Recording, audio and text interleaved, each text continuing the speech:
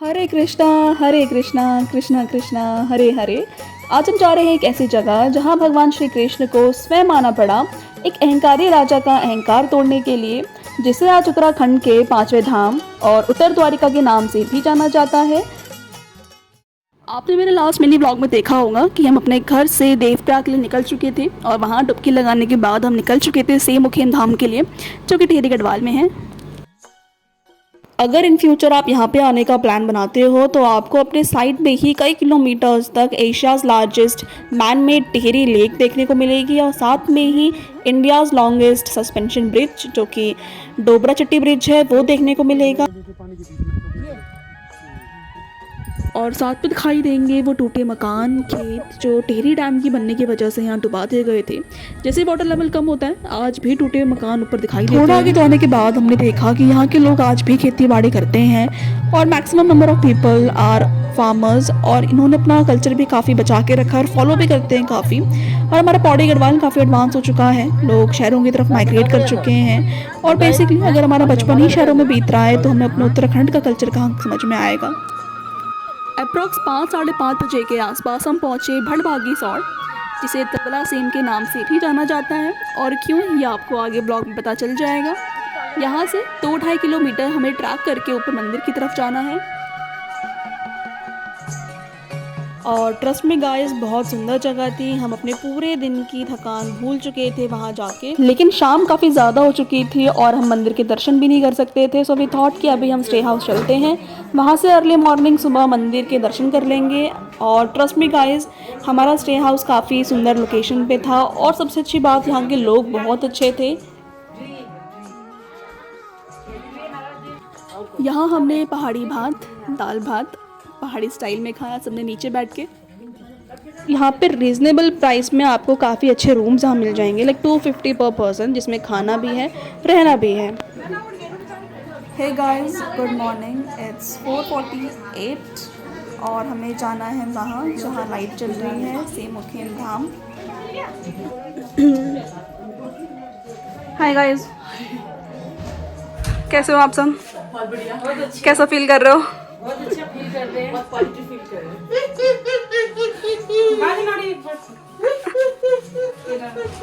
तो अब हम इसके बाद करने वाले हैं ट्रैकिंग, बोलो, और आपको दिखाएंगे हम कितना ऊपर जाने वाले हैं।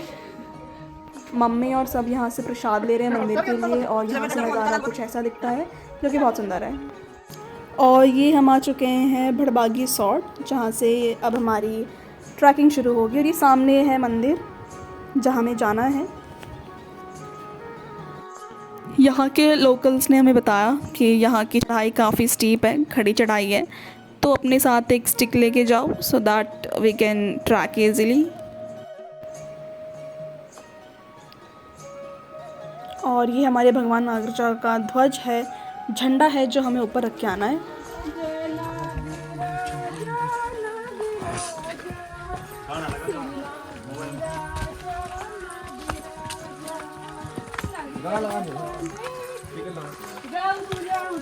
बोला ना तो आई तो सांस फूल जाएगा तरस से अरे घोड़ा भी नहीं सुबह। हमें यहाँ के लोकल्स ने पहले ही गाइडेंस दे दी थी कि यहाँ का रास्ता काफ़ी इंक्लाइंट रहेगा और रास्ता भी कहीं पे कच्चा होगा, कहीं पे पत्थरों का होगा तो कहीं पे कंक्रीट का रास्ता भी होगा, बट खड़ी चढ़ाई रहेगी। बट हम भगवान नागराजा नारायण का नाम लेते लेते ऊपर जा रहे थे, हमें पता भी नहीं चला कि हम कब इतनी चढ़ाई चढ़ दे रहे हैं। हम तो आराम से जा रहे थे भगवान का नाम लेके, बट हमें पता ही नहीं चला कि हमारी आधी फैमिली आगे जा चुकी है। बट कोई नहीं, जाना तो सबको ही है। और रास्ते में दिखा हमें भैरव देवता का मंदिर जो कि पंडुले देवता के रूप में है यहाँ। आई थिंक 1-1.5 किलोमीटर खड़ी चढ़ाई करने के बाद हमें एक लोकेशन मिलती है जो कि बहुत सुंदर थी और यहाँ से व्यू भी काफ़ी सुंदर था, जो कि श्रद्धालुओं के रेस्ट करने के लिए बना रखा है, बिकॉज आगे जाके और भी खड़ी चढ़ाई हमें मिलेगी तो हम यहाँ पे रेस्ट कर सकते हैं। बट एक चीज़ जो हमें यहाँ पे अच्छी नहीं लगी वो ये कि यहाँ पे लोगों ने काफ़ी कूड़ा करकट कर रखा था। गाइस, अगर आप यहाँ पे आते हो तो अपने साथ अपने रैपर्स वगैरह लेके जाओ। धाम है, धाम को गंदा मत करिए, बेसिक सिविक सेंस है, तो थोड़ा फॉलो करिए इस चीज़ को। Guys, if you carry stuff like this so don't carry. धाम को गंदा मत करिए, अपना सामान अपने साथ लेके जाइए, ठीक है? गंदा मत करिए, टूरिस्ट प्लेस नहीं है, धाम है, धाम को साफ रखिए।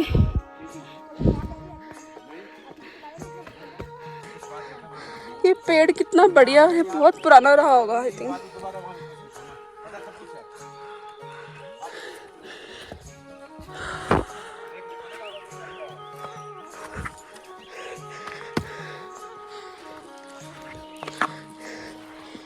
ग्रिल्स शुरू हो गई अब। आप देख सकते हो कि अभी कितना फ्लैट दिख रहा है और सामने कितने इंक्लाइंड है ग्रिल्स। गाइस यहाँ से शायद अब मंदिर आने वाला है, तो हम अपने हाथ पैर धो के आगे बढ़ेंगे। आप देख सकते हो यहाँ पे कितनी सारी घंटियाँ हैं और कितनी सारी सीढ़ियाँ हैं, और ये भी ऐसे लग रही हैं कि कुछ नहीं है, बस मंदिर पहुँच जाएंगे अब इनको ऐसे ही पार करके, बिकॉज़ जगह बहुत सुंदर है। जितनी प्यारी ये जगह है उतनी ही प्यारी इस जगह की पीछे की कहानी भी है, जो कि भगवान श्री कृष्ण, कालिया नाग और गंगू रमोला जी की है। आपने कहीं ना कहीं पढ़ा होगा, सुना होगा या देखा होगा, जब भगवान श्री कृष्ण छोटे थे, बाल अवस्था में थे और अपने दोस्तों के साथ बॉल के साथ यमुना नदी के किनारे खेल रहे थे, तब वही बॉल यमुना के अंदर चली जाती है। वही यमुना जो पहले से ही काफ़ी जहरीली थी, बिकॉज़ वहाँ कालियानाग नाम का एक नागराज वास कर रहा था। तब भगवान श्री कृष्ण कालियानाग के पास जाते हैं और समझाते हैं उन्हें कि हे नाग, तुम्हें यहाँ से जाना होगा, बिकॉज़ तुम्हारे यहाँ रहने की वजह से यमुना जहरीली हो रही है, जिसकी वजह से काफ़ी जीव जंतु यहाँ मर चुके हैं और मर भी रहे हैं। तो भगवान श्री कृष्ण उन्हें कहते हैं कि तुम्हें एक दूर रमणीक क्षेत्र है हिमालयाज़ में, वहाँ जाना होगा, पश्चाताप करना होगा, और कुछ सालों बाद मैं तुम्हें खुद वहाँ आके मिलूंगा। और जब कालिया नाग हमारे उत्तराखंड के गढ़वाल क्षेत्र में आए, तो उन्होंने श्री कृष्ण को अपना राजा मान के उनके काफ़ी सारे यहाँ पे मंदिर बनाने शुरू करें। जैसे हमारे इंडिया में साउथ में भगवान श्री कृष्ण को विठल जी के रूप में पूजा जाता है, ईस्ट में जगन्नाथ, वेस्ट में द्वारकाधीश या खाटू श्याम, वैसे ही हमारे उत्तराखंड में उन्हें नागराजा के रूप में पूजा जाता है।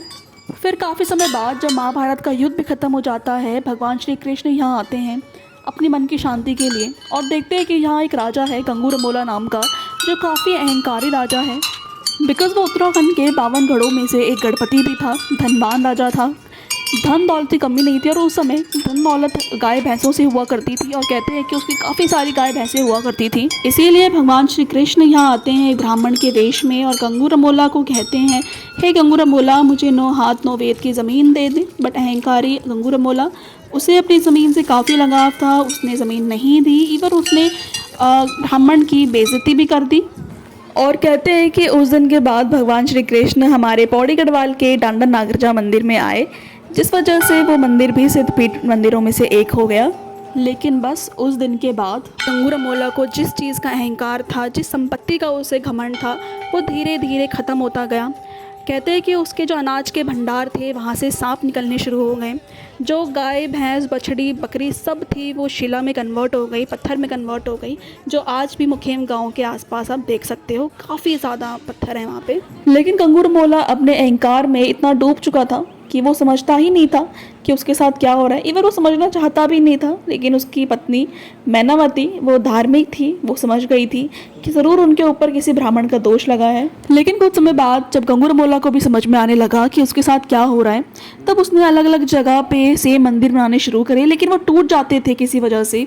तब भगवान श्री कृष्ण उसके पास आके कहते हैं कि तुमने यहाँ मंदिर ज़रूर बनाए, लेकिन अपने अहंकार में, तो अहंकार को पहले छोड़ो। तब गंगू रमोला कहते हैं कि हे भगवान, मैं तुम्हें जगह दे तो दूँ, लेकिन कहाँ, यहाँ मेरी गाय भैंसें चरती हैं और यहाँ पे हिडम्बा नाम की राक्षसी भी है। अगर आप सच में भगवान श्री कृष्ण हो तो उसका वध कर दीजिए। तब भगवान श्री कृष्ण कहते हैं कि हे, मैंने हिरण्यकश्यप मारा, मैंने कितने ही राक्षसों का वध किया, तो हिडम्बा क्या चीज़ है मेरे लिए। और सामने है शतरंजू सेम, जहाँ आज भी भगवान श्री कृष्ण के घोड़े के पाँव के निशान हैं, जहाँ से भगवान श्री कृष्ण ने हिडम्बा का वध किया था, और जिसका पेट जाके नीचे गिरा था, जहाँ वो गिरा वहाँ का नाम तलबला सेम पड़ गया। तब भगवान श्री कृष्ण ने गंगू रमोला और उसकी पत्नी मैनावती को साक्षात अपना रूप दिखाया था एक शिला से। तब भगवान श्री कृष्ण ने अपने स्थान के बगल में ही गंगू रमोला के परिवार को भी स्थान दिया, और कहते हैं कि अगर आप गंगू रमोला की पूजा किए बगैर यहाँ से चले जाते हो तो आपकी पूजा को असफल माना जाता है। तो गाइस, मेक श्योर अगर आप यहाँ आते हो तो गंगू रमोला के परिवार की भी आप पूजा करो।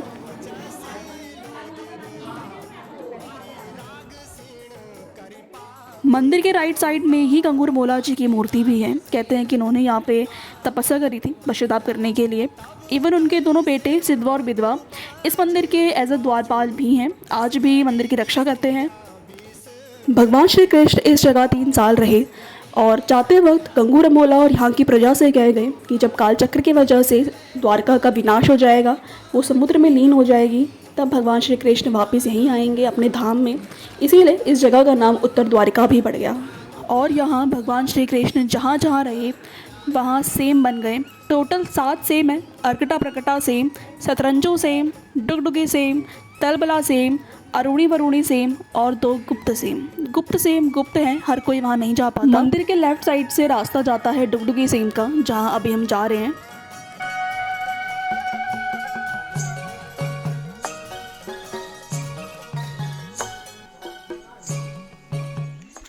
डुगडुगी सेम मेन मंदिर से 1.5-2 किलोमीटर की डिस्टेंस में है, बट रास्ता काफ़ी अच्छा है। कच्चा ज़रूर है लेकिन फिर भी अच्छा है। कहीं पे स्टीप है तो कहीं पे फ्लैट रास्ता है, बट अच्छा है। गाइस वो रहा तलबला सेम, जहाँ हमारी गाड़ियाँ खड़ी हैं।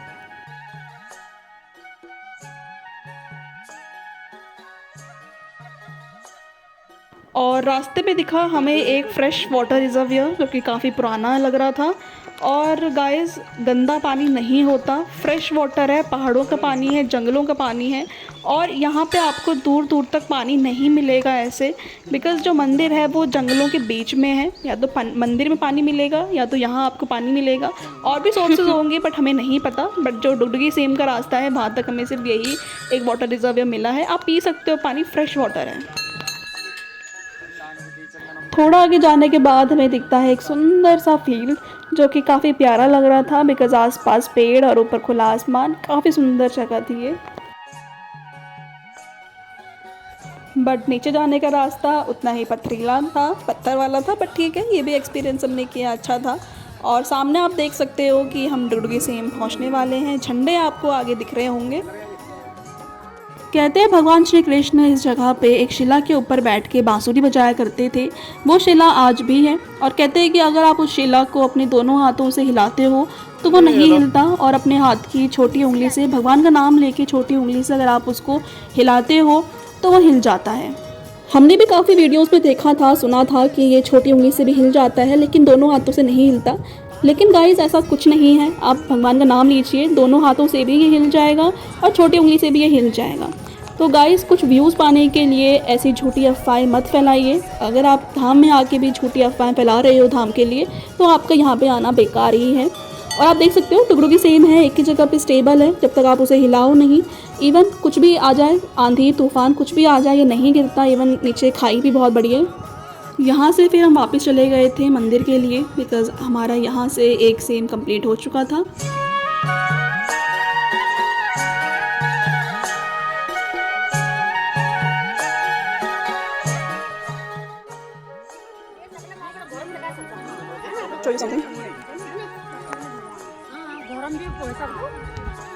तो बड़ा पेड़ है ये। And the interesting thing is,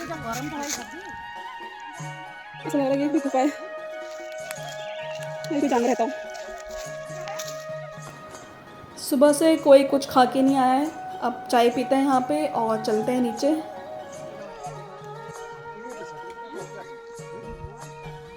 अब समय था यहाँ से विदा लेने का। जाने का मन तो नहीं था, बिकॉज सुकून काफ़ी था यहाँ पे एकदम जंगलों के बीच में मंदिर में। बट घर जाना भी ज़रूरी था, वरना हम घर लेट पहुँचते, अगर लेट निकलते यहाँ से तो।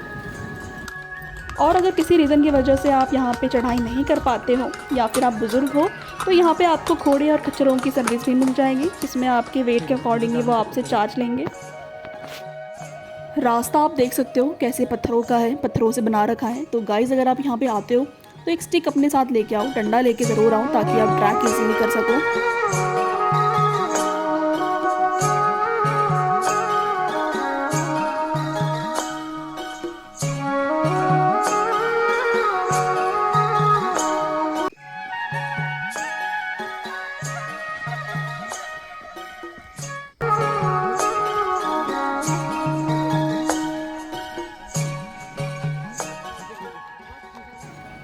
वापस आ गए हम जहाँ से हमने अपनी ट्रैकिंग शुरू की थी। और सामने है मंदिर जहाँ हम अभी गए थे। अब हम जा रहे हैं तलबला सेम, वहीं जहाँ भगवान श्री कृष्ण ने शतरंजू के स्वॉर्ड से हिडम्बा राक्षसी का वध करके उसका यहाँ पे पेट गिराया था।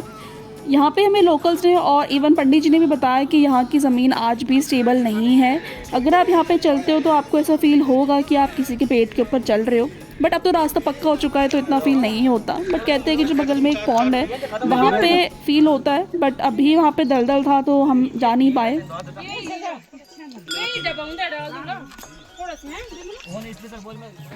यहाँ से जाते जाते हमने देखे गंगूर अमोला के अहंकार की प्रेजेंस, जो आज भी मुखेम गांव के पास शिलाओं के रूप में है। जिस गंगूर अमोला को अपने धन दौलत, गाय भैंस बकरी बछड़ी जो भी थी, उसको जितना घमंड था अपनी धन दौलत का, वो आज शिलाओं के रूप में है। एक युग बीत चुका है, द्वापर से कलयुग आ चुका है, लेकिन आज भी ये शिलाएं हैं। भगवान श्री कृष्ण को ये जगह बहुत पसंद आई थी, जिस वजह से वो 3 साल यहाँ रहे भी। शायद आज उन्हीं की कृपा है कि ये जगह आज भी इतनी रमणीक है, खेती बाड़ी वाली है, भगवान करे रहे भी। शाम को 6 बजे के आसपास हम अपने गांव पहुंच गए थे और हमारे देवी देवता जो पूरी यात्रा में हमारे साथ थे, उनका स्वागत ढोल तमों के साथ किया गया।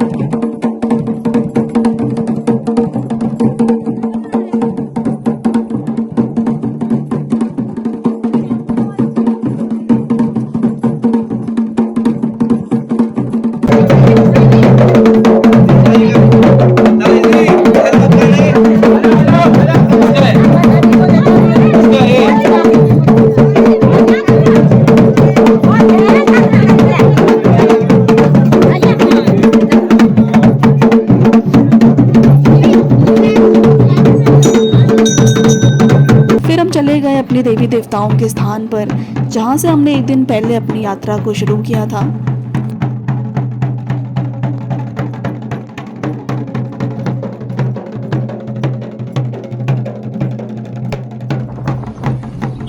So that's it for this video. I hope आपको मेरे ब्लॉग पसंद आया होगा। अगर पसंद आया तो लाइक कमेंट शेयर ज़रूर करिएगा। Thanks for watching. Bye bye.